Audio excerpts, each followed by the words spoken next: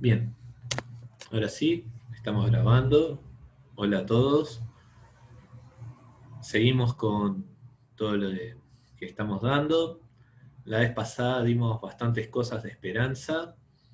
Lo que dijimos es, en torno a esta discusión sobre valores de referencia de una variable aleatoria, de que es bastante útil saber más o menos en promedio por dónde va a caer. O sea, si bien no podemos especificar exactamente qué va a salir en el sorteo, sabéis que en promedio va a caer en un lugar.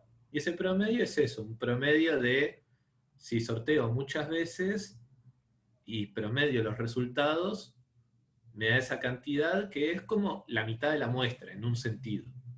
Habíamos visto que la mediana era otro criterio, pero bueno, son esos criterios que hay que saber.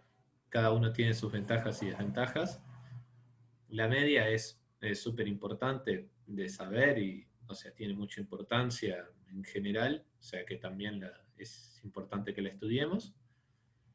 Y bueno, vimos cómo después quedaban, a partir de esa fórmula del promedio, cómo se desprendían las fórmulas teóricas sin datos y solo usando las funciones de probabilidad y las densidades, cómo quedaban las fórmulas teóricas de la esperanza.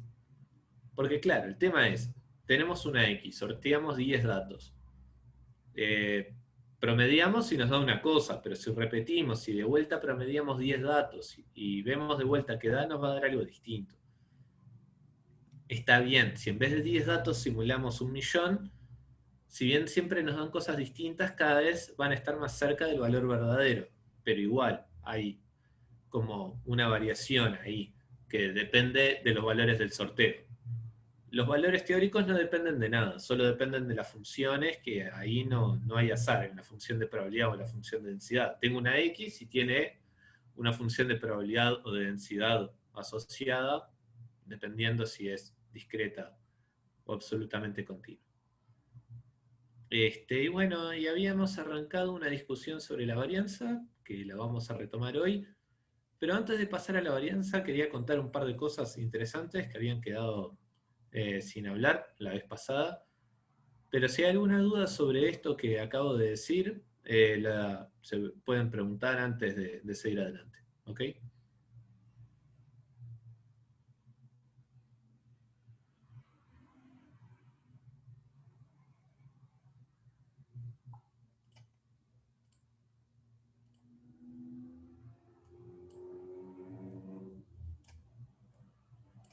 Ok.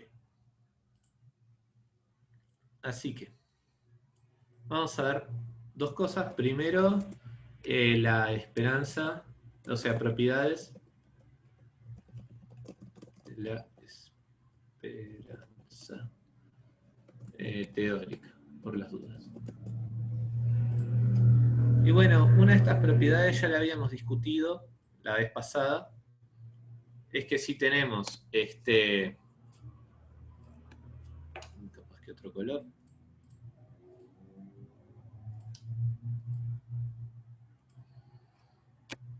A ver ahora. Bien.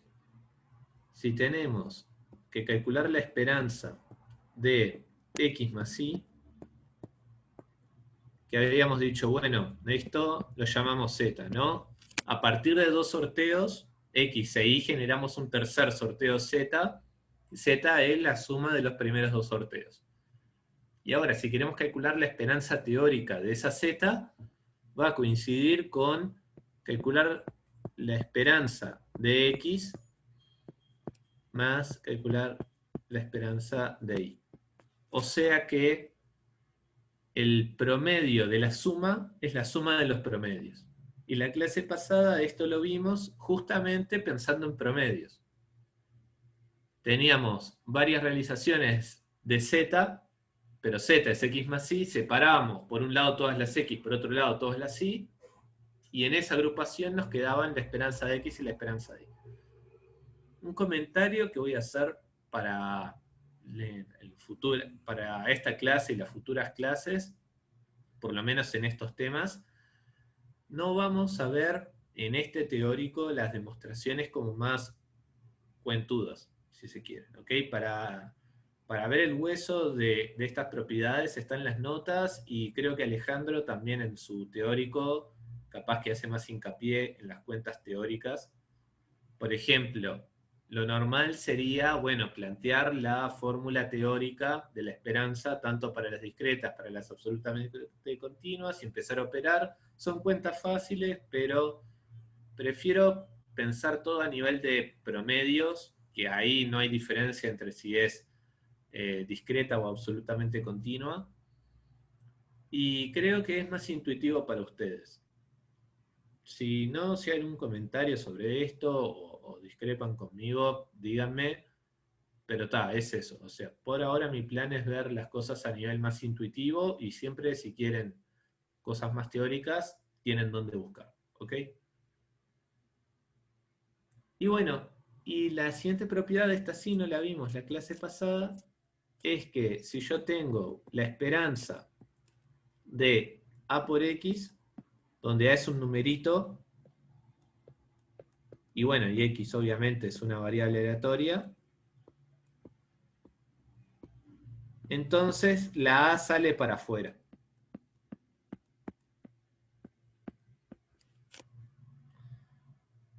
Una cosa que sobre la propiedad 1, que la clase pasada no lo dije, y que no va a ser capaz que más importante cuando veamos varianza, hacer hincapié en que acá tanto la X como la Y no tienen por qué ser independientes. Cualquiera X e Y están bien en esta propiedad. Más adelante vamos a ver que algunas propiedades parecidas a esta requieren de que la X y la Y sean independientes para que funcionen. Pero las propiedades de la esperanza por lo general funcionan siempre, y justamente es por eso, porque en el fondo son promedios. ¿Ok? Así que bien, bueno, tenemos la primera propiedad, la de la clase pasada, que es súper general, y ahora tenemos esta propiedad que vamos a ver un poquito las cuentas intuitivas, ¿ok? Eh, entonces, esto sería la prueba de 2. Y sería así, de vuelta. Supongamos que tenemos muchos datos, x1, xn, son sorteos que salen de la X, sorteamos n datos y los vamos a promediar para calcular cuánto da el promedio, la esperanza. Por otro lado, definimos un nuevo sorteo que es Y es A por X. A es un numerito cualquiera y genero un nuevo sorteo. A lo que vale X lo multiplico por A y eso es lo que da mi nuevo sorteo Y. Y bueno, y lo que queremos en el fondo es el promedio de las Y, no de las X. Entonces, tenemos I sub 1, I sub n, y que bueno, el pasaje de acá a acá es simplemente multiplicar por A. Multiplico por A. O sea, ese por A es multiplicar por A, y paso de x1 a y1. Entonces, el promedio de la Y, que dijimos en la clase pasada que lo anotamos así, es desde la suma desde y1 hasta la yn, todo esto dividido n. Pero ahora notamos que son las y. Esto es, perdón, a por x1, vamos a hacerlo más prolijo. La y es a por x1 más a por xn, todo esto dividido n. Pero bueno, ahora lo que hay que observar es que la a sale de factor común. Esto es a todo por x1 más xn, todo dividido n. Y es fácil ver de que este último término de que conseguimos acá es el promedio de las x.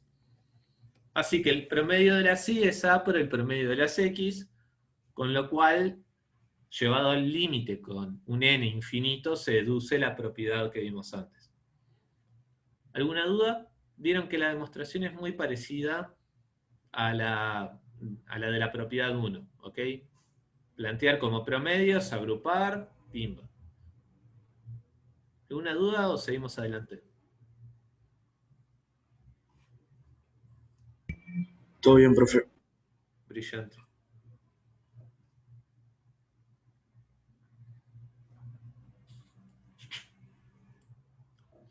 Ahora, otra cosa interesante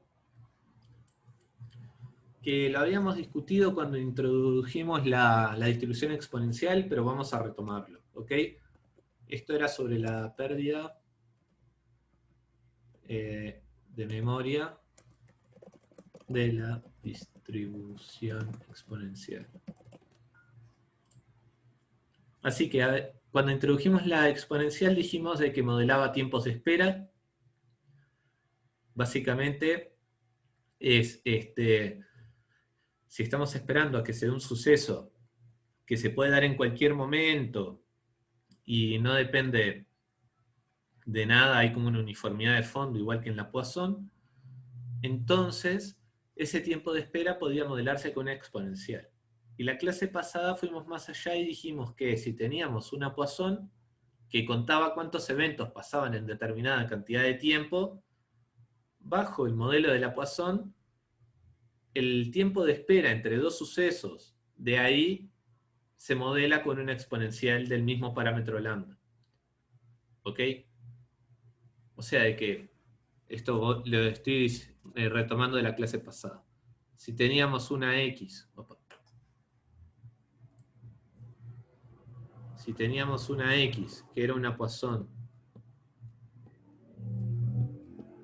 de parámetro lambda, acuérdense que el lambda era el promedio de la cantidad de eventos que pasaban en determinada cantidad de tiempo. Por ejemplo, el promedio de las llamadas que caían al call center durante un día. Entonces, la I, el tiempo de espera, o sea, llamamos I al tiempo de espera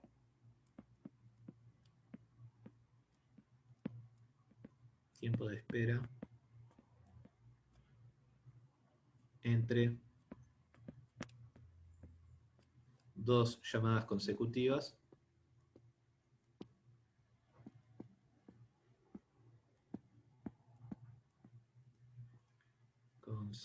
perdón que está quedando un poco desprolijo.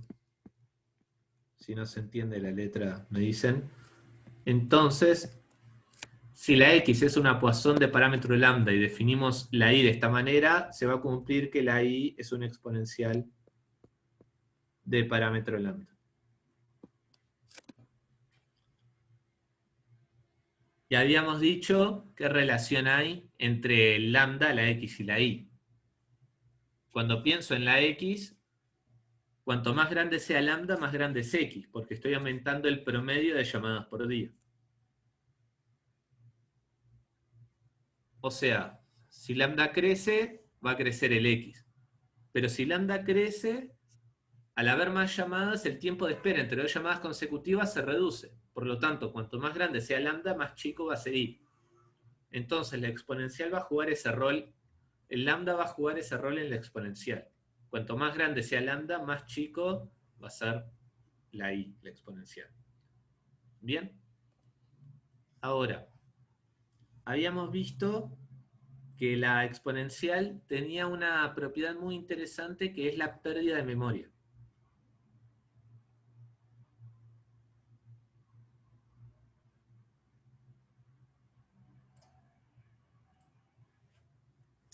Que la pérdida de memoria lo habíamos definido así. En términos de la probabilidad era, bueno, primero definamos I, una exponencial de parámetro lambda. Entonces, la probabilidad de que, vamos a llamar así, de que I sea menor que B, dado de que I es mayor que A,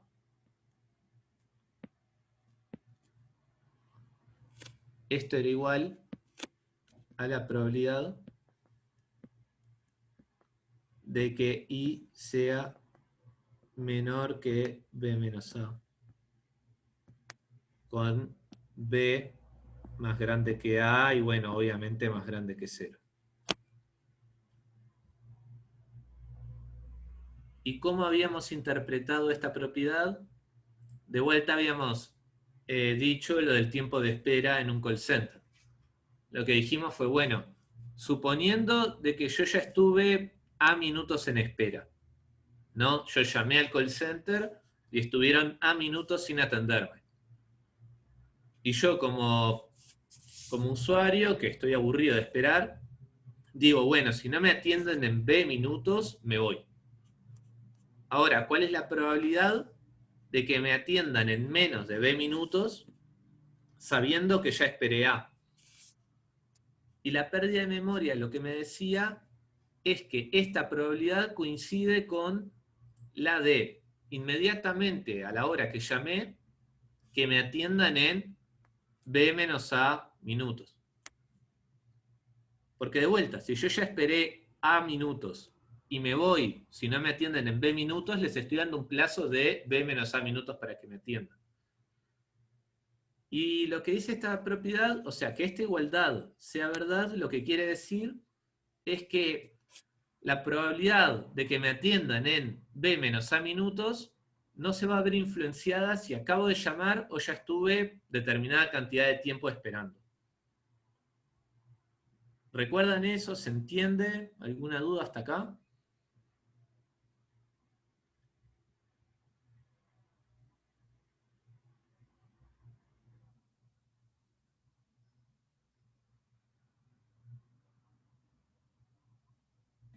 Profe, ahí A sería cero.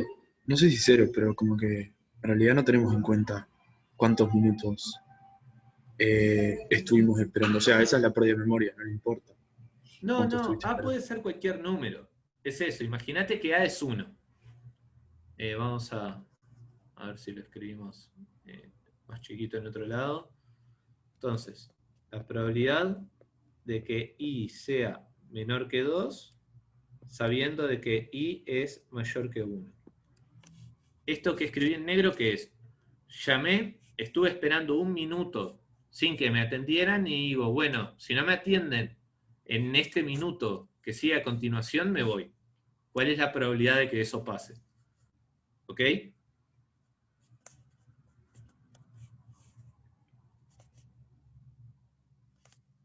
Y por otro lado, tengo la probabilidad de llamar y que me atiendan en menos de un minuto. O sea, llamo, no tuve que esperar nada y digo, bueno, atiéndanme en menos de un minuto. Y estas dos cosas son la misma, ¿ok? ¿Se entiende ahora un poco más con números concretos o no respondí la pregunta?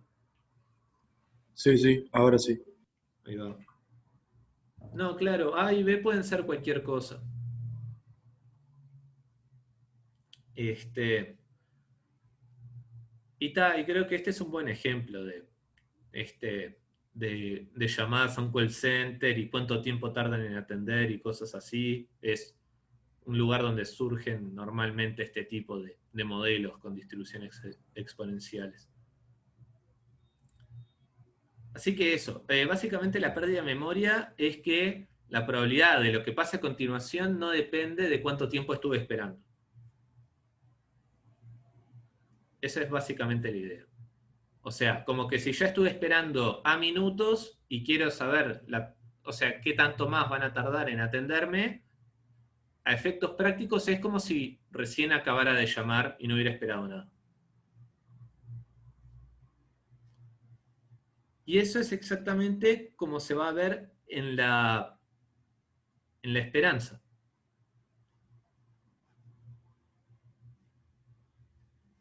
¿Por qué? Bueno, habíamos dicho primero, bueno, seguimos teniendo un exponencial de parámetro lambda. La clase pasada vimos que la esperanza de I, la teórica, es 1 sobre lambda. Esta relación que discutíamos recién, de que cuanto más grande sea el lambda, menos tiempo de espera tengo entre dos llamadas consecutivas. Y bueno, vamos a plantear la misma propiedad de otra manera. Es, bueno,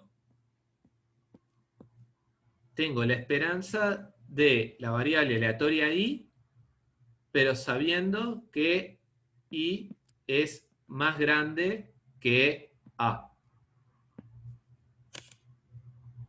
O sea, esto es esperanza condicional, no es algo que vayamos a ver en este curso, pero es eso, la idea se entiende, ¿no? Es, bueno, quiero saber en promedio cuánto vale i si tuve que esperar más de a minutos. ¿Ok? Es como que agarro en un call center, no agarro todas las llamadas que llegan ahí, solo agarro las donde los usuarios tuvieron que esperar más de un minuto en línea. ¿Cuánto va a valer en promedio la espera en esas llamadas? Bueno, va a valer la esperanza de i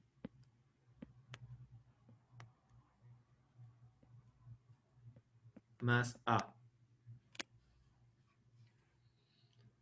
O sea, va a demorar en promedio lo que llaman normalmente, ¿no? Más el tiempo de espera que ya tuvieron. Como que todo lo que hay como al final de la distribución, en el fondo la forma es parecida a la forma original, ¿ok? Estas cosas no importa mucho si se entienden perfectamente. O sea, con que se entienda la idea de la pérdida de memoria, me quedo tranquilo. O sea, porque esta es la esperanza de lo que van a demorar en atenderte apenas llamás, ¿no? Disco, y lo que espero que demoren en atenderme es esta esperanza de I. Y ahora, lo que yo sé es que si ya estuve esperando más, o sea, a minutos, lo que puedo decir es, bueno, este tiempo ya lo perdí. Ya estuve atendiendo, ya no me atendieron durante este momento. ¿Cuánto más falta? Bueno, lo que faltaba originalmente.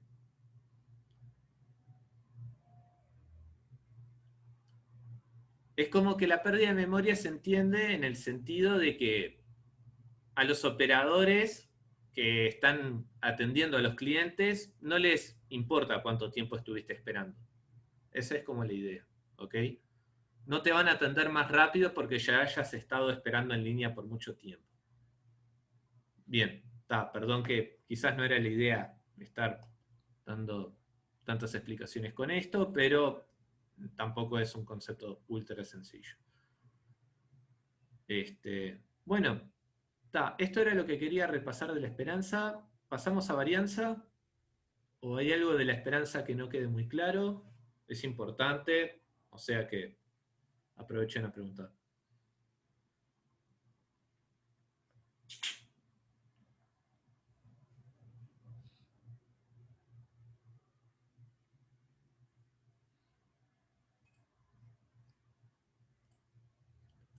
Bueno, ahora sí.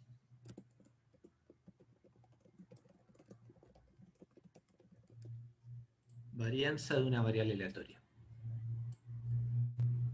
Así que, ¿qué pasa? Ya sabemos en promedio cuál es la mitad de la muestra, ¿ok? Ya medimos la media y la mediana y consideramos que es como la mitad del sorteo. ¿Por dónde está el centro del sorteo?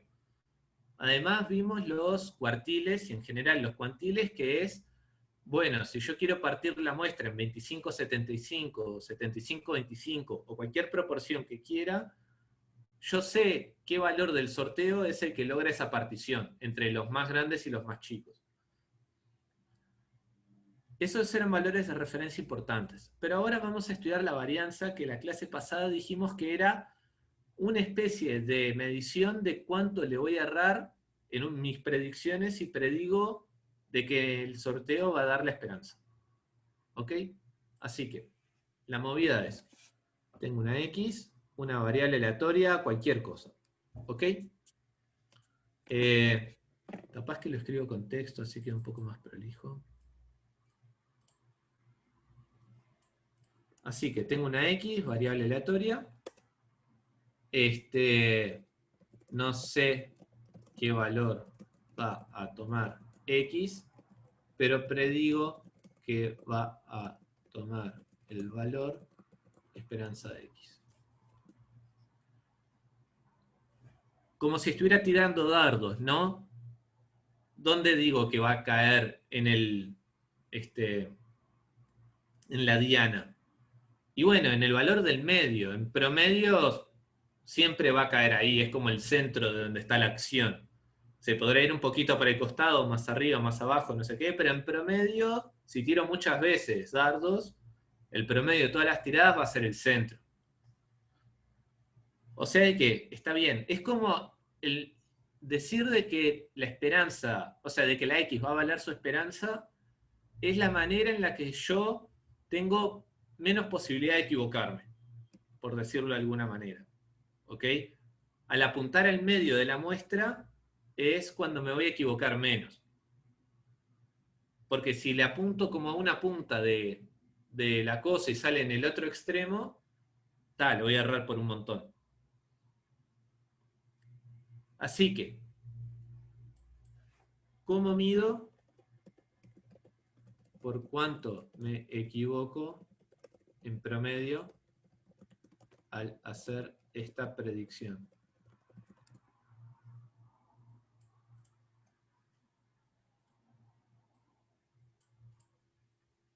Bien, o sea de que ya sabemos de que apuntar al medio es lo mejor que podemos hacer en términos de predicción. Ahora queremos medir qué tanto le erramos al hacer esa predicción. Y para eso calculamos la varianza de X.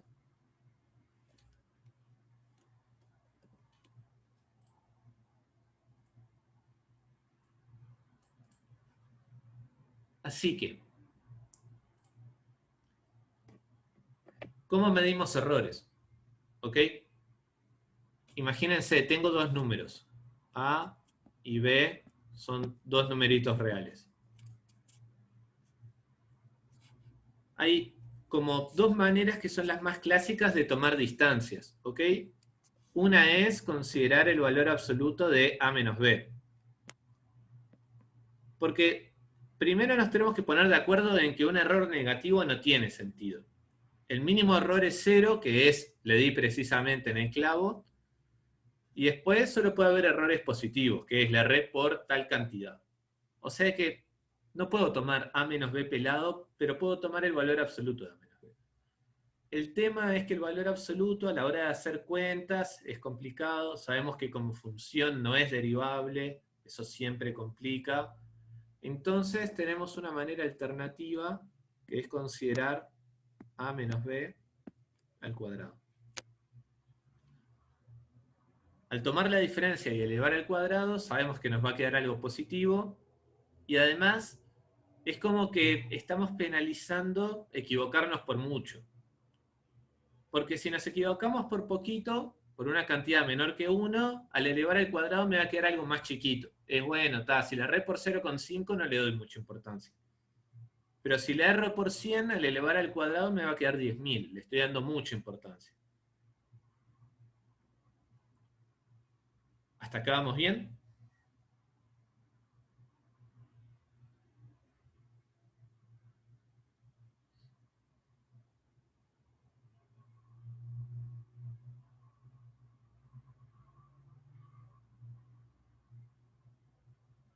¿Alguna duda?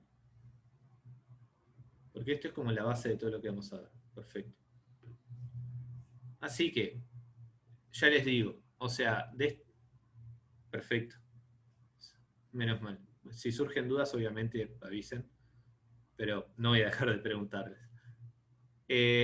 Así que, entre estas dos maneras de calcular el error, vamos a elegir esta porque es la más linda a la hora de hacer cuentas y tiene sentido penalizar más cuando nos equivocamos por mucho que penalizar cuando nos equivocamos por poco. ¿Ok?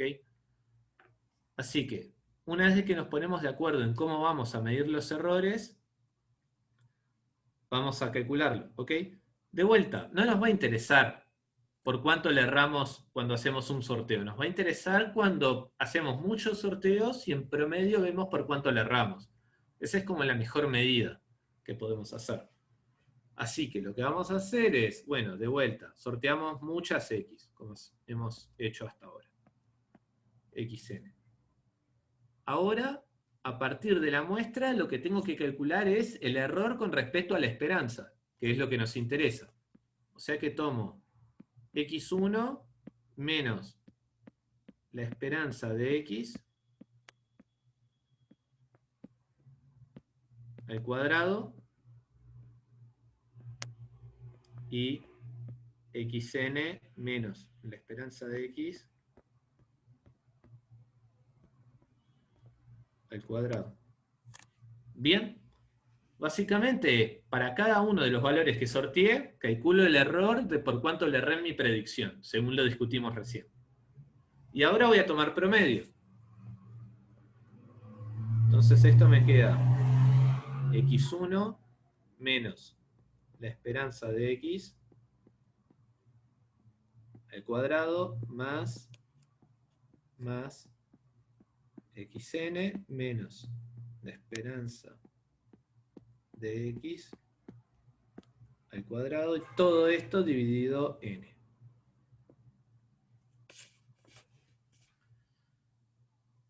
Y esto le vamos a llamar sigma techito cuadrado. O varianza empírica. Es la varianza, pero con datos, ¿ok? No es la teórica.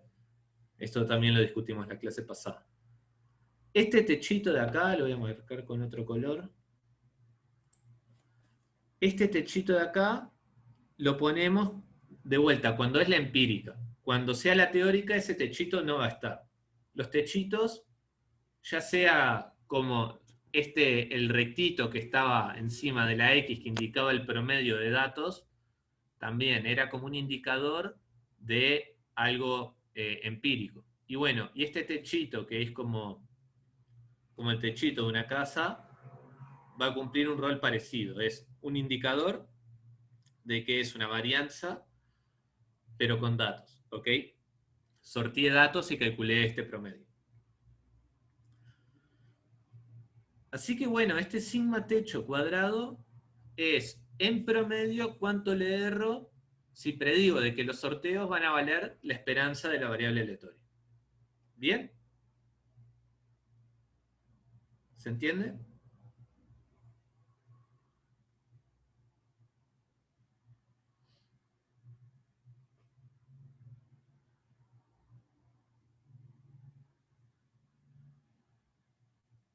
Brillante. Bueno, voy a borrar todo esto también, por eso pregunto. Ahora vamos a ver de vuelta. ¿Se acuerdan de que en Esperanza hicimos lo mismo? Vimos el promedio de esto y después lo habíamos estudiado teóricamente para las discretas y después para las absolutamente continuas. Vamos a hacer exactamente el mismo procedimiento usando los mismos trucos. ¿Ok? Así que acuérdense de esta última fórmula a la que llegamos. La voy a escribir de vuelta igual. Así que... no, con verde no. Supongamos de que x es una variable aleatoria discreta.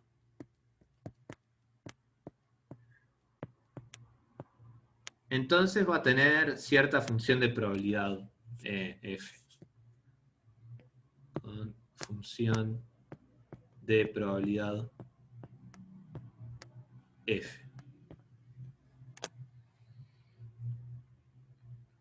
Bien. Ahora, dijimos que este sigma cuadrado, techo, era igual a bueno, x1 menos la esperanza de x al cuadrado más xn menos esperanza de x al cuadrado, todo esto dividido n. Y bueno, y la clase pasada para el promedio lo que hicimos fue decir, bueno, voy a agrupar todas las xy que valgan lo mismo, ¿ok? Por ejemplo, entonces, capaz que esto sí lo escribo con texto.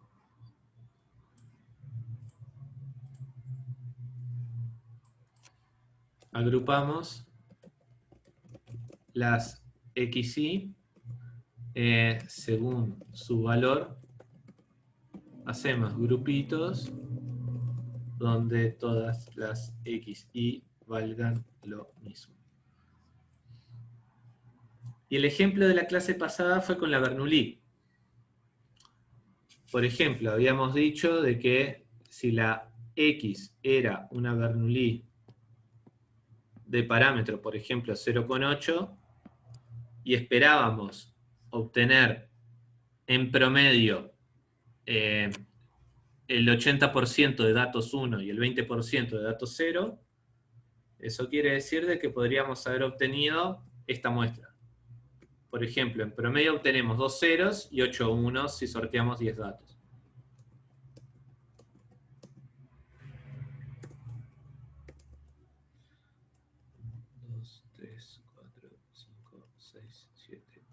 Perfecto. Obtenemos esta muestra de 10 datos, ¿ok? Y lo que hicimos la clase pasada fue decir, bueno, si obtengo esta muestra, agrupo por un lado estos 8 unos y por otro lado estos 2 ceros. Además sabemos de que para este caso la esperanza de x, que es igual a P en la Bernoulli, pero P acá es 0,8. Así que, de todo esto, y usando la fórmula anterior, lo que obtenemos es que el sigma cuadrado techo es 0,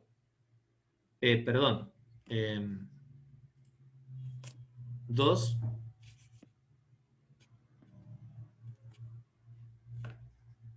qué feo que quedó, a ver si me da el espacio, 2, que este 2 representa los dos ceros que obtuve por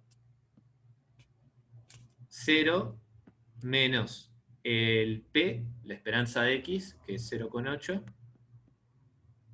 todo esto al cuadrado. Entonces acá agrupé los dos ceros juntitos, ven de que este término de acá, por ejemplo, básicamente lo sustituí pensando de que la x1 valió 0. Y como de los 10 datos 2 fueron iguales, los agrupé juntitos y digo, bueno, hay 2 de estos términos que valen 0 menos 0,8 al cuadrado, los junto, multiplico por 2. Este 2 es la cantidad de datos que valen 0. xy igual a 0. Y bueno, y me falta considerar los que valieron 1. Más, ya se pueden ir imaginando, acá tengo que poner un 8, porque hay 8 unos, y todos los términos iguales valen 1, porque ahora en vez de un 0 las cosas valen 1, menos 0,8, el cuadrado, y tengo que dividir entre 10 en esta muestra de juguete que hicimos. Así que de vuelta, de manera similar, este 8 es la cantidad de xy que valen 1.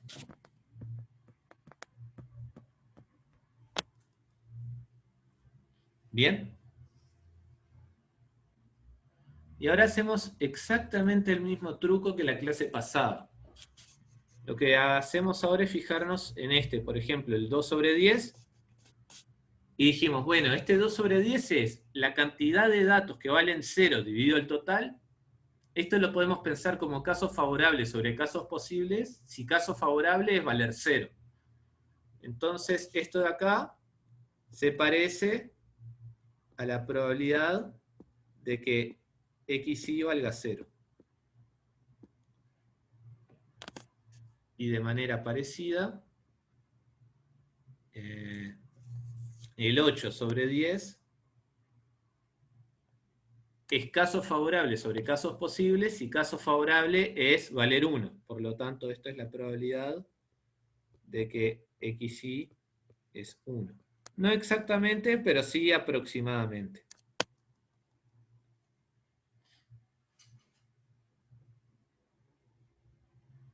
Entonces, en el fondo vende que es la misma agrupación que la de la clase pasada. Junto términos que son todos iguales y después la cantidad de términos iguales dividido el total van a ser probabilidades de que la X valga ese valor. Es el mismo truco que la clase pasada. Nos funcionó para la esperanza, nos va a funcionar para la varianza. Solo que ahora los términos que quedan multiplicando esas probabilidades ya no es el valor que toma la X, es el valor del error de predicción. Esos dos términos, en el caso de la esperanza, ahí había X, eran 0 y 1 respectivamente, pero ahora es el error respecto a predecir de que valieron la esperanza. Por lo tanto, antes de borrar, ¿alguna duda? ¿Todo bien? Perfecto. Así que, si yo llevo el n a infinito, los términos que están encerrados en naranja, esos van a quedar iguales, no dependen de n. Lo que depende de n son estas probabilidades estimadas, lo que está en verde y lo que está en azul. Esas dos cosas van a depender de n. Y cuando el n tiende a infinito, van a tender a estas probabilidades. ¿Y eso qué quiere decir? De que la esperanza teórica ahora va a ser esta fórmula, pero asumiendo de que el n va al infinito. De vuelta, mismo truco que ayer. Así que borramos y concluimos de que para la binomial, para la Bernoulli, perdón, la varianza teórica es 0 menos 0,8 al cuadrado por la probabilidad de que la x valga 0 más 1 menos 0,8 al cuadrado por la probabilidad de que x valga 1. Y bueno, y podemos hacer alguna agrupación más por acá, ¿no? Esto me va a quedar p al cuadrado, ¿no? Porque lo voy a marcar con color, este signo de menos acá, al estar elevado al cuadrado, se va a ir. Entonces, y acuérdense que 0,8 es p. Así que voy a tener un p al cuadrado multiplicado por, esto es 1 menos p.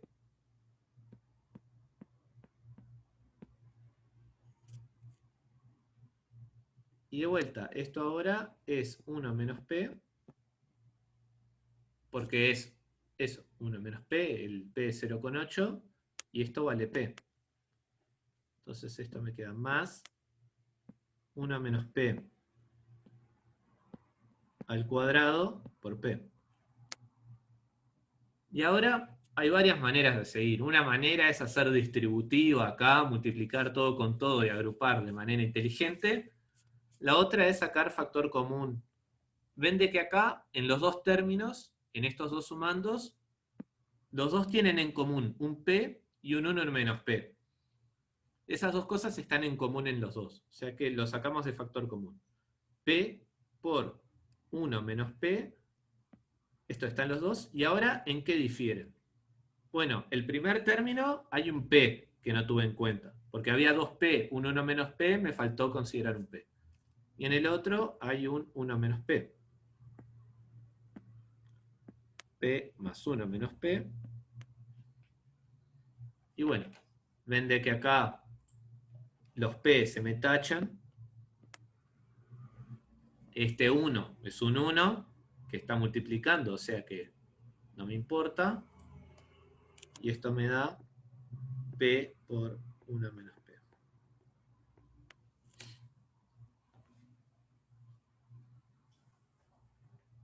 Bien, ¿me siguieron? ¿Alguna duda? ¿Se entendió el truquito? ¿Se pasó el pasaje de lo empírico a lo teórico?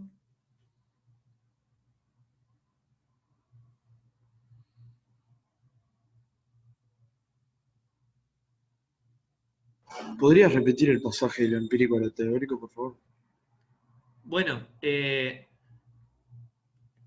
El pasaje era con esto de asumir el n infinito, esta agrupación, y llegar a este renglón, el primero que tenemos escrito acá. ¿Ok? ¿No? Porque todo esto que está acá es la fórmula teórica de la varianza, que lo hicimos agrupando como hicimos antes, obteniendo estas probabilidades teóricas, y teníamos esta fórmula. Después, una vez de que llegamos a esta fórmula, solo operamos para obtener un término más lindo, ¿no? Pero todo lo que está en azul en el fondo es esto. Si yo tengo una Bernoulli de parámetro P, sé que su varianza teórica va a ser P por 1 menos P. Bueno, de última, después cuando estén las grabaciones de la clase de hoy, pueden volver al pizarrón que teníamos antes y ver todo de vuelta. Yo ahora, una No, vez no, que borro las cosas, pierdo lo que estaba escrito antes. sí, sí, igual entendí, era eso del N infinito, que era lo que me había faltado pensar. Ahí lo entendí. No sé. Ahí va. Ahí va. En vez de tener 10 datos, tengo infinitos. O sea, sé que el 20% de esos infinitos datos son ceros, el 80% de esos infinitos datos son unos, y recupero estas probabilidades teóricas que me da el sorteo. ¿Ok?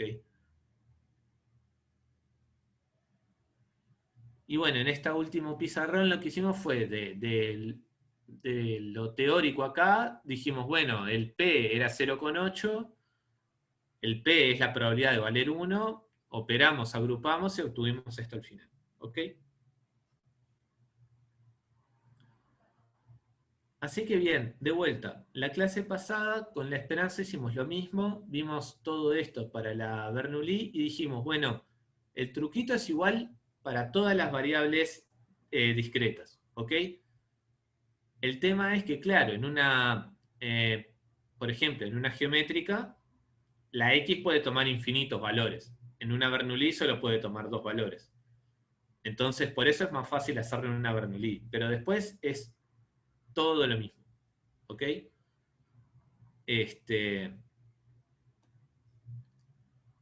Así que bien. Es eso. Agrupan según todos los valores iguales que tome la variable. Llevan el n infinito. Obtienen estas probabilidades. Obtienen estos factores de error. Y calculan lo que les da. Así que esta fórmula que está en azul, el primer renglón, es la misma idea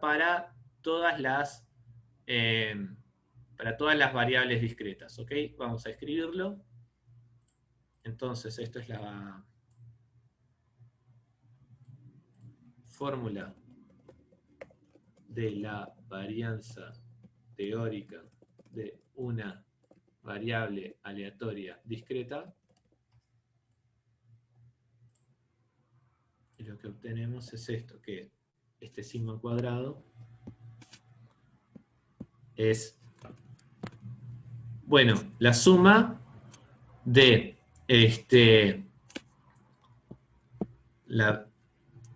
o sea, esta suma es en t, ¿no? En todos los valores que puede tomar la variable aleatoria, es la probabilidad de que la x valga t por el factor de error, que es t menos la esperanza de x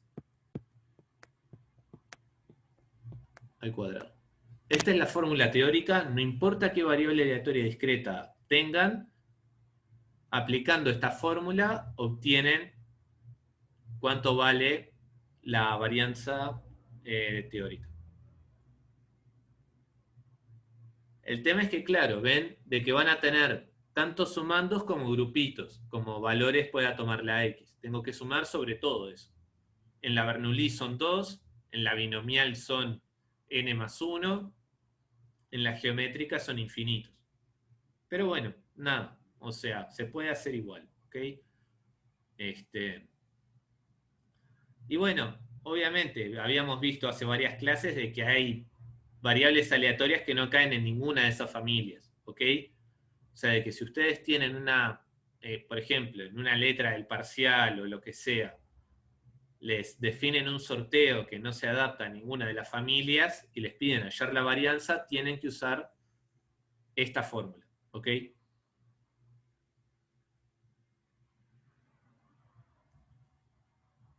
Bien, así que ahora, de vuelta, igual que la clase pasada, vamos a hacer un repaso por las variables aleatorias discretas y yo les voy a ir diciendo cuánto valen las distintas varianzas como para que tengan una idea, ¿ok? Igual, antes vamos a hacer una breve discusión sobre lo que teníamos recién, ¿no? Vamos a hacer, o sea, teníamos la X, que era una Bernoulli de parámetro P, y dijimos que la varianza es P por 1 menos P. Ahora, vean esto y a ver si tiene sentido, ¿ok? Lo que estoy diciendo es lo siguiente, imagínense, si yo hago el gráfico de esto, el P solo puede tomar valores entre 0 y 1, porque es una probabilidad. O sea que por acá está el 0, por acá está el 1, y el gráfico de esto, al variar el P, ¿no? Si este eje representa el P y este eje representa el sigma cuadrado, va a ser como una curvita así. Porque es como una parábola, ¿no? Es un polinomio de grado 2. El valor máximo que toma acá es un cuarto.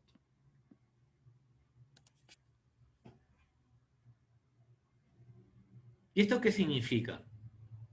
En los extremos tengo varianza 0. Entonces lo que estoy diciendo es que si yo en esos extremos predigo de que el sorteo va a valer lo que vale la esperanza, no le erro nunca. ¿Eso tiene sentido? ¿Sí o no? ¿Por qué?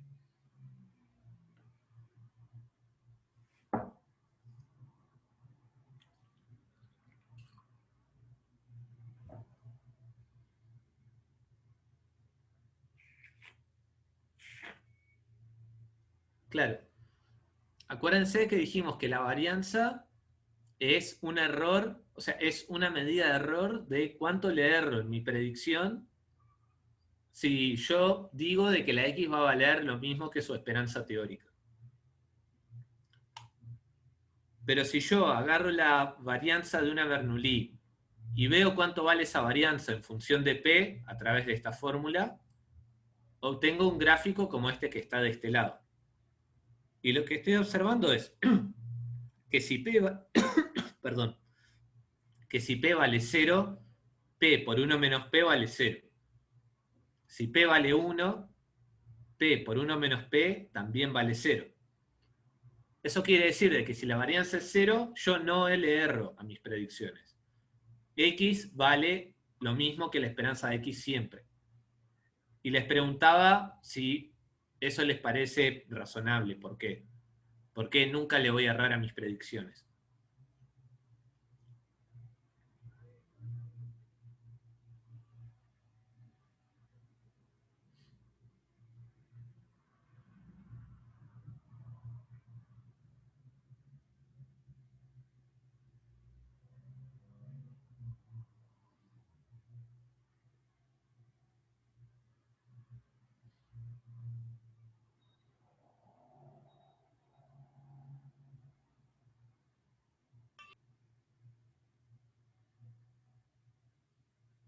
Bueno, lo que hay que observar es lo siguiente. Si P vale 0, eso quiere decir de que la probabilidad de que X valga 0 es 0.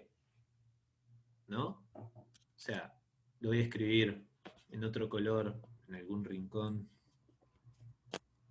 O sea, lo que estamos diciendo es que P, en el fondo, acuérdense que es la probabilidad de que la X valga 1. Si esta probabilidad vale 0, quiere decir de que siempre que sorteo una X, va a valer 0, porque no puede valer 1. La X puede valer solo o 1 o 0, y sé que la probabilidad de que valga 1 es 0.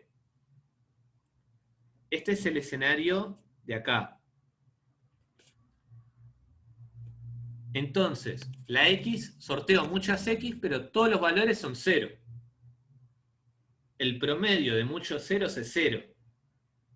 Y al predecir cuánto va a valer X, no le voy a errar, porque predigo que vale 0 y todas las X valen 0. ¿Ok? Lo mismo acá. para este extremo es la misma idea. Ahora, lo que estoy diciendo es que la probabilidad no vale 0, vale 1. ¿Y eso qué quiere decir? De que la probabilidad de valer 0 es 0. Sorteo muchas X, todas valen 1. El promedio de muchos unos es 1. Si yo predigo de que el próximo sorteo va a valer 1, le voy a invocar. Por lo tanto, error 0 en mis predicciones. La varianza es 0, es este segundo extremo del gráfico. Y bueno, Entonces, siguiendo tu razonamiento, quiere decir que aproximadamente en un medio vamos a tener la máxima, la varianza, la más grande. claro, exacto. La varianza más grande vale un cuarto y se da cuando el P vale un medio.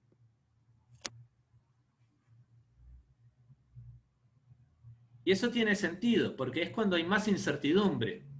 Cuando el sorteo puede valer 1 o 0 con la misma probabilidad. No sé para qué lado tirarme más. Y le voy a terminar errando en promedio más simplemente por eso. Porque, este, porque da lo mismo ir para el 0 o para el 1 con el mismo peso. Y bueno, y esto es importante porque este tipo de preguntas están a nada de lo que es la base de la teoría de la información, que entre otras cosas sirve para compactar mensajes y comprimir información. ¿Ok? Tipo, preguntas por acá, estudiando la Bernoulli, viendo la varianza y qué tan informativo es una cosa u otra, es como la base a toda una teoría inmensa, súper importante. ¿Ok? Súper relevante incluso al día de hoy. ¿Ok? En computación, por ejemplo.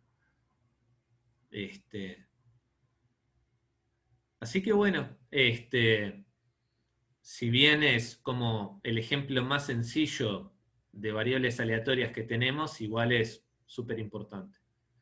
Y para generar intuición, no importa si lo hacemos con esta o con otra más complicada, la idea es básicamente siempre la misma, de que entiendan de que la varianza es como ese error, ¿ok? Yo predigo que la X vale la esperanza de X, sé que lo voy a errar, pero quiero saber por cuánto. Y la varianza me da una idea de por cuánto le da. ¿Alguna duda hasta acá?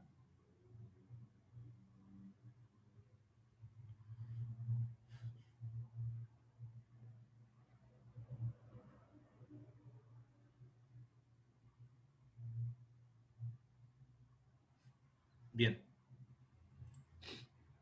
Así que, bueno, la siguiente parada es para las variables aleatorias binomiales.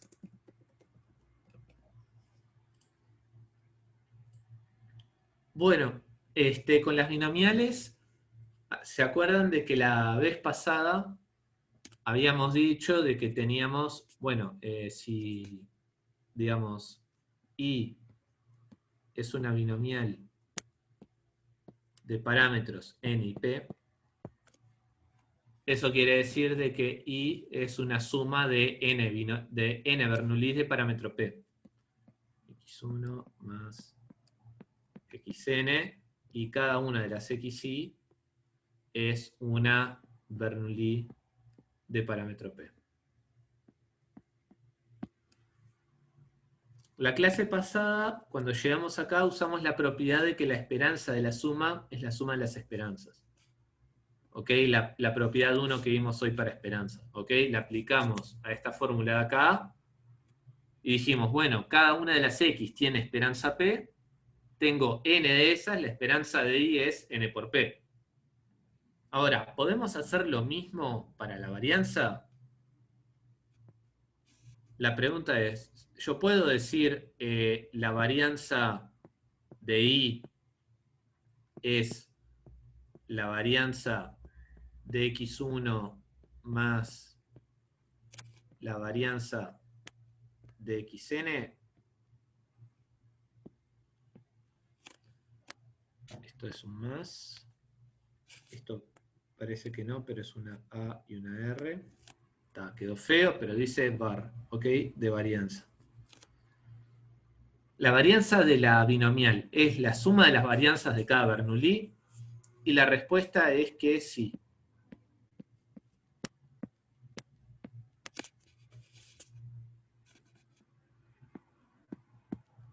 Entonces lo que vamos a tener es que la varianza de I, esto que estamos llamando sigma cuadrado, es n, o sea, la cantidad de varianzas, y cada una por separado valía 1 menos p por p.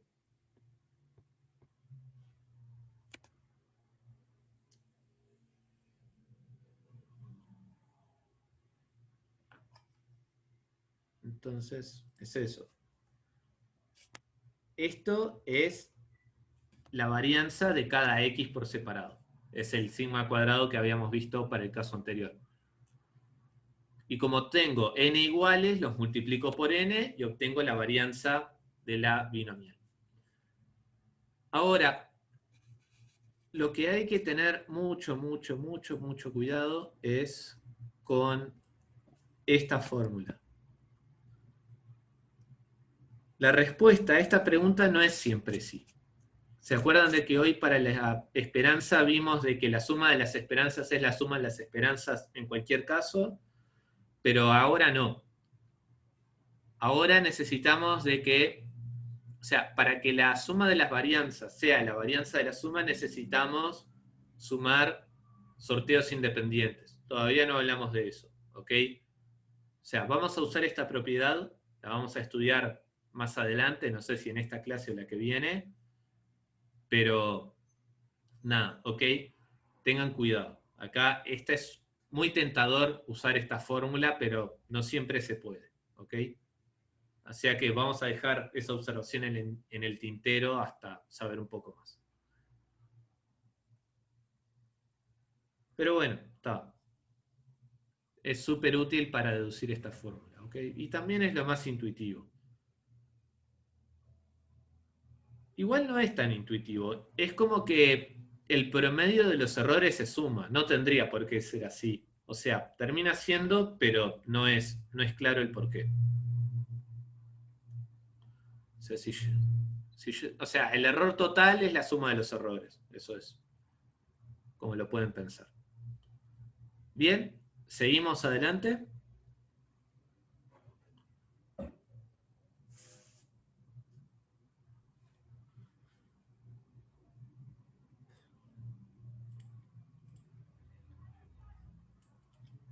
La siguiente es la variable aleatoria geométrica.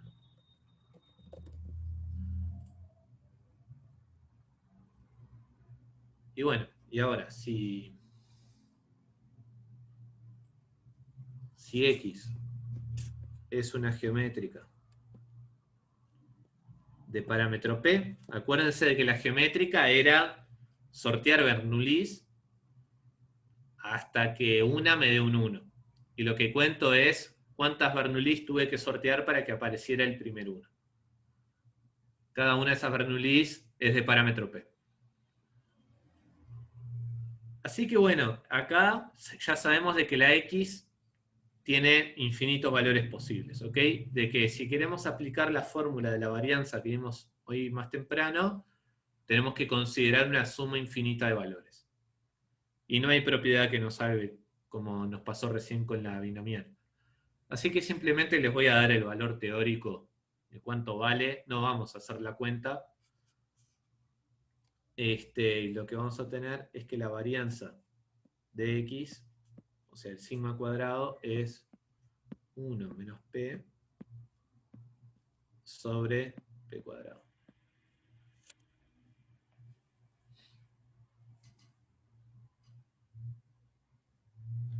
Ahora, podemos hacer observaciones como la de antes, ¿no?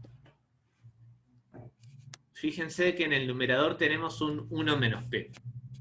Si P vale 1, eso que está en verde se hace 0, y de vuelta tenemos varianza 0. Y de vuelta no hay error de predicción. ¿Eso tiene sentido, sí o no? O sea, misma pregunta que para la Bernoulli, pero ahora. ¿Me pueden explicar por qué es razonable de que en ese caso haya varianza cero?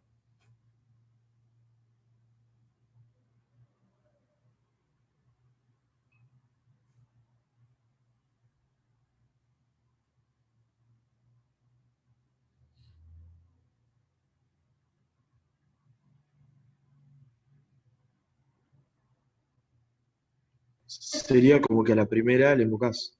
Claro, como el P es 1, y yo voy a sortear hasta que sale el primer 1, tiro la primera, como el P es 1, ya salió 1 y paro. Siempre obtengo de que la X va a valer 1, el promedio de muchos unos es 1, cero error de predicción. Y ven de que acá abajo tengo un P cuadrado. Esto va a ir creciendo a medida de que el P se haga más chiquito y más chiquito. O sea, de que cada vez me es más difícil de predecir cuando el P se hace 0. Lo cual tiene sentido, porque no sé cuántas voy a tener que tirar hasta conseguir un 1 si el P es muy chiquito.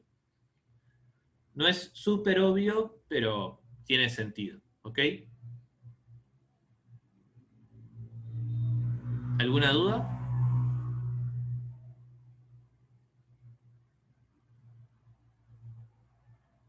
Pasamos a la Poisson.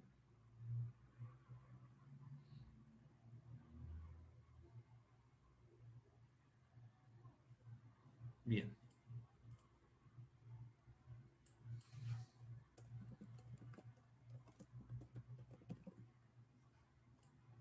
Bien. Así que lo que tenemos es que X ahora es una Poisson del parámetro lambda. Y lo que vamos a tener es que la varianza de X va a valer lambda también. En este caso, la esperanza de la X coincide también con la varianza. ¿Ok? O sea, de que piénsenlo de vuelta en el escenario del call center. Cuantas más llamadas tenga por día, más varianza va a haber. ¿Ok? Si yo tengo 0 llamadas por día, de vuelta le erro 0. Ven que acá, si esto vale 0, es porque caen 0 llamadas por día, la X siempre vale 0, el promedio de muchos ceros vale 0, predigo 0, le invoco siempre. Pero cuanto más llamadas haya, más varianza puede haber. Puede haber días con muchas llamadas, días con pocas llamadas. Ese espectro de distintas posibilidades va a crecer. ¿Ok?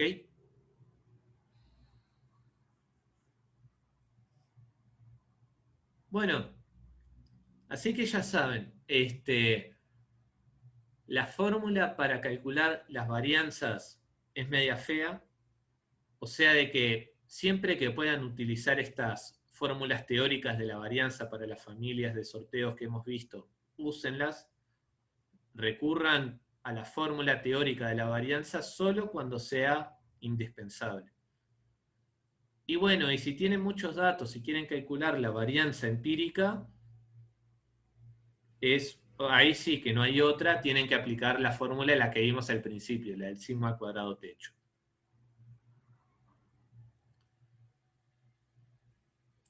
Bueno, pasamos a las absolutamente continuas.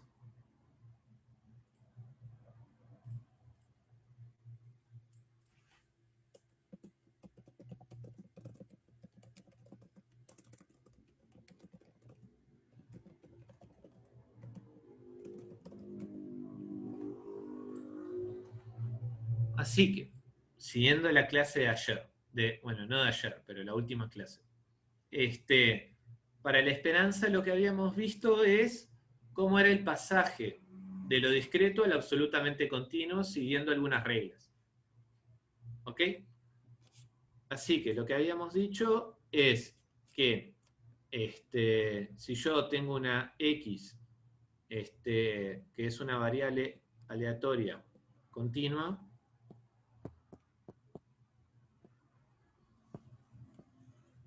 Ahora, lo que antes era una función de probabilidad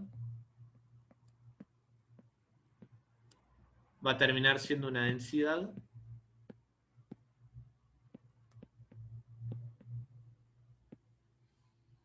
Y antes que había una suma, ahora voy a tener una integral.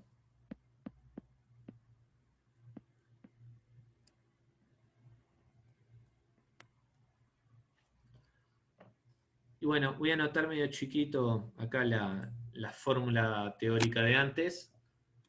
Era sigma cuadrado para las discretas, era la suma en t de t menos la esperanza de x al cuadrado. No, ese cuadrado va fuera del paréntesis, perdón.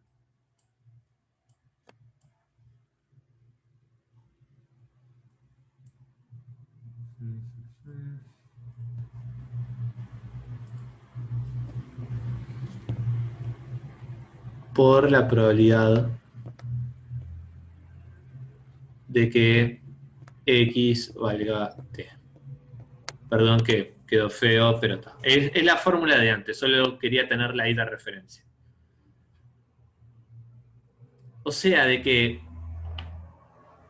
la parte de la probabilidad, la función de probabilidad, ahora cambia por la densidad de la f. Y esta suma de acá va a cambiar por una integral. Así que lo que estamos diciendo es que para las continuas, el sigma, la fórmula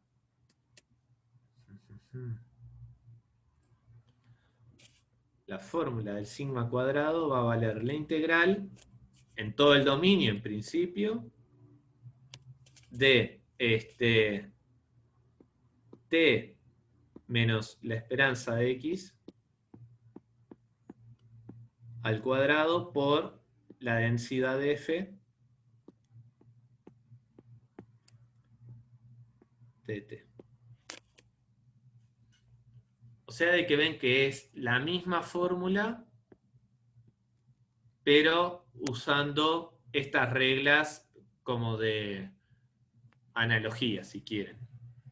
O sea, como que el rol que cumple la función de probabilidad en las discretas es el mismo rol que cumplen las densidades en las continuas.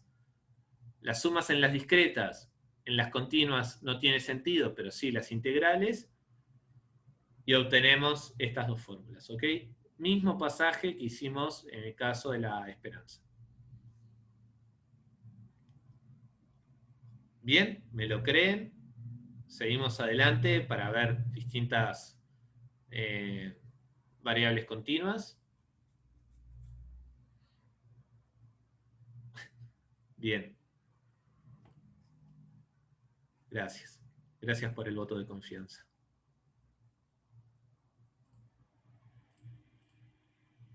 Así que,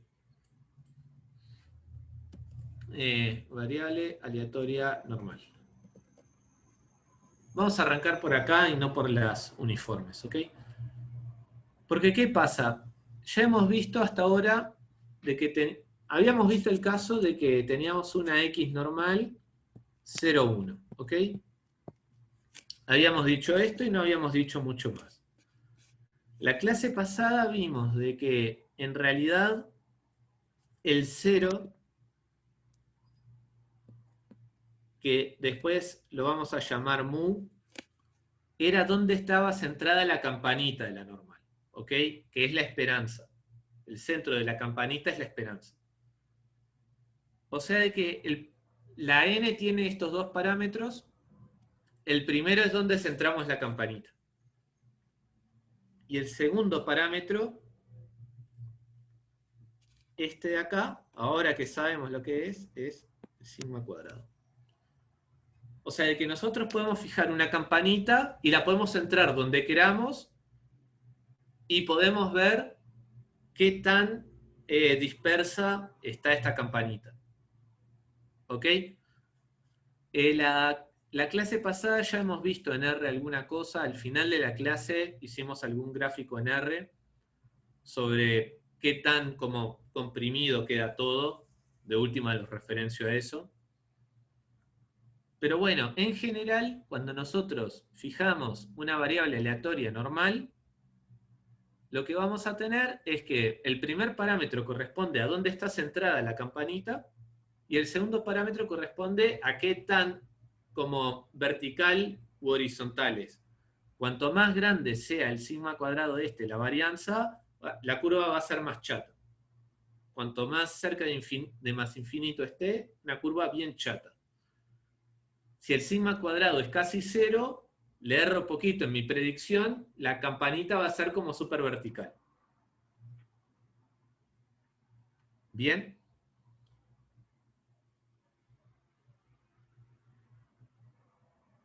¿Alguna duda hasta acá?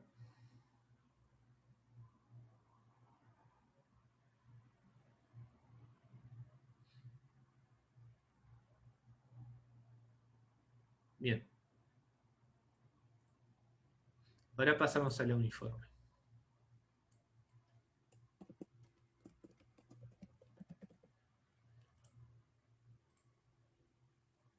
Así que en la uniforme, bueno, era más fácil de interpretar, ¿no? Si yo tengo la uniforme que va entre, no sé, entre A y B,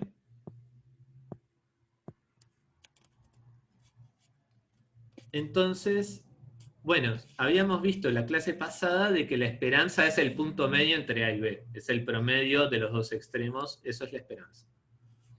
Y para la varianza es un poco menos obvio cuánto vale, pero vale 1 sobre 12 por B menos A al cuadrado. Así que este 1 sobre 12 es un factor, no depende de A y de B. Y ven algo que tiene mucho sentido. Si el B y el A están muy cerquita uno del otro, también el promedio va a estar cerquita y todo va a caer cerca del promedio. ¿No? Si yo sorteo en un intervalito muy, muy chiquito, va a estar todo apelotonadito. Si yo apunto al medio, le voy a invocar bastante seguido en promedio. Ahora, si yo tomo un uniforme en un intervalo súper, súper largo, apunto al medio, pero me puede caer en un extremo recontra lejos. ¿Bien? Más o menos es creíble esa observación. Por eso es el b menos a al cuadrado. Cuanto más alejados estén los extremos, más grande va a ser la varianza y va a crecer cuadráticamente.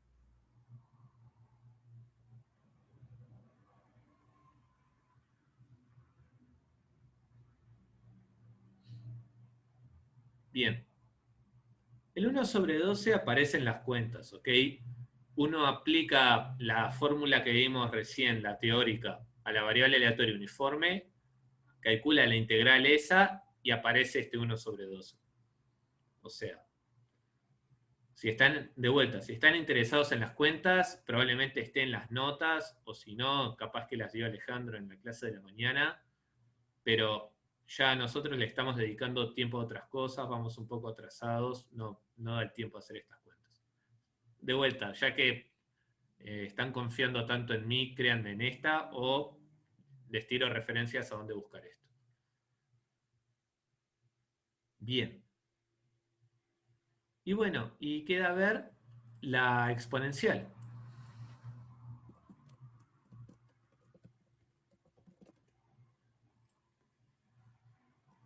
Así que en la exponencial, si x es una exponencial de parámetro lambda, lo que vamos a tener es que la varianza de x es 1 dividido lambda cuadrado.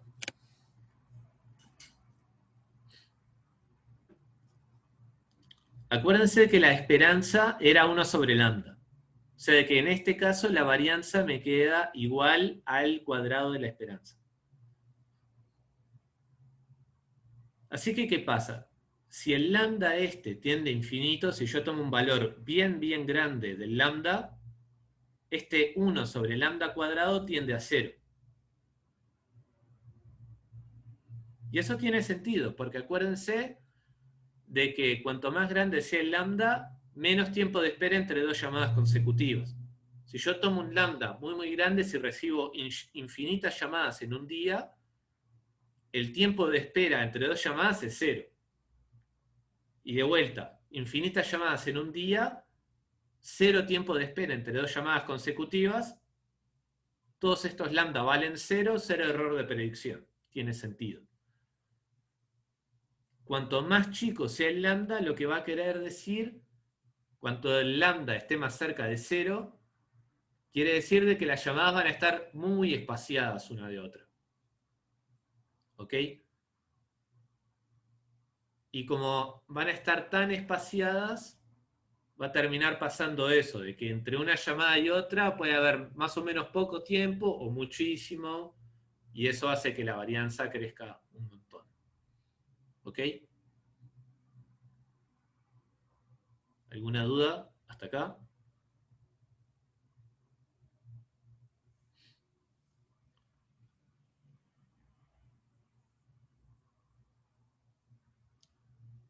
Con esto termina el repaso de las fórmulas de las varianzas para los sorteos que conocemos hasta ahora. ¿Ok? Y vamos a terminar la clase con algunas propiedades.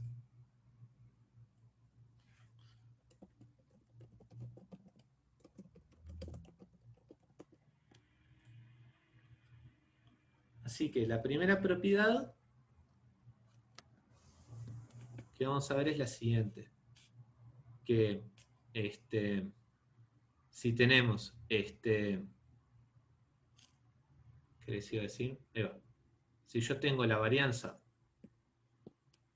de A por X, acuérdense de que cuando era la esperanza, este A salía para afuera, ¿ok? Y se quedaba multiplicando. Pero ahora va a pasar lo mismo, pero queda al cuadrado.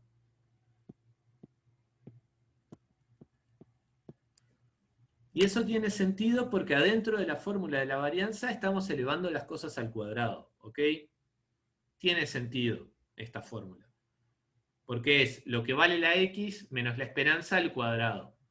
Entonces la A de ahí tiene sentido de que salga para afuera, pero elevada al cuadrado.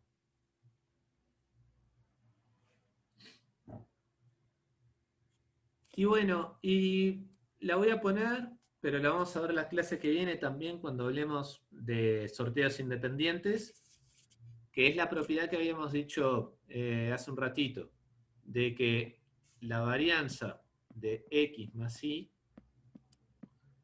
es igual a la varianza de X más la varianza de Y, pero solo si X e Y son variables aleatorias independientes. Y esto lo vamos a ver la clase que viene. Vamos a ver esta propiedad y otras propiedades que dependen de la independencia de los sorteos, ¿ok? Pero para hacer boca, la idea es que dos sorteos son independientes si los conjuntos que generan son independientes. Porque hasta ahora lo que vimos de independencia es en conjuntos. Era un conjunto es independiente de otro. Pero siempre en un mismo sorteo. O eran dos sorteos distintos, pero conjuntos concretos. Ahora lo que vamos a ver es que, por ejemplo, tengo una X, tengo una Y. Si yo digo, bueno, calculo la probabilidad de que la X caiga en un conjunto, calculo la probabilidad de que la Y caiga en otro conjunto. Si este conjunto solo depende de X y este conjunto solo depende de Y, los sorteos son independientes si cualquiera sean estos conjuntos son independientes también. O sea, de que cada sorteo genera distintos conjuntos dependiendo de las restricciones que pongamos. No importa qué restricciones pongamos, si este depende solo de X, si este depende solo de Y, esos conjuntos tienen que ser independientes.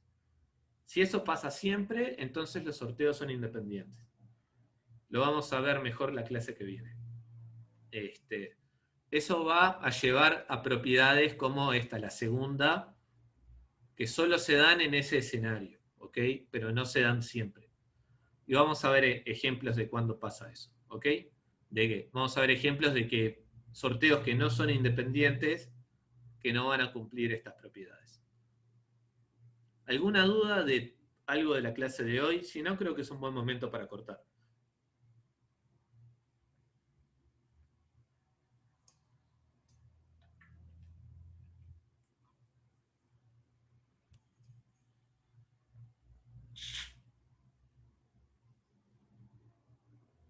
Ok. Bueno, entonces quedamos así. Estudien estas cosas y la clase que viene nos vemos, ¿ok? Que pasen bien.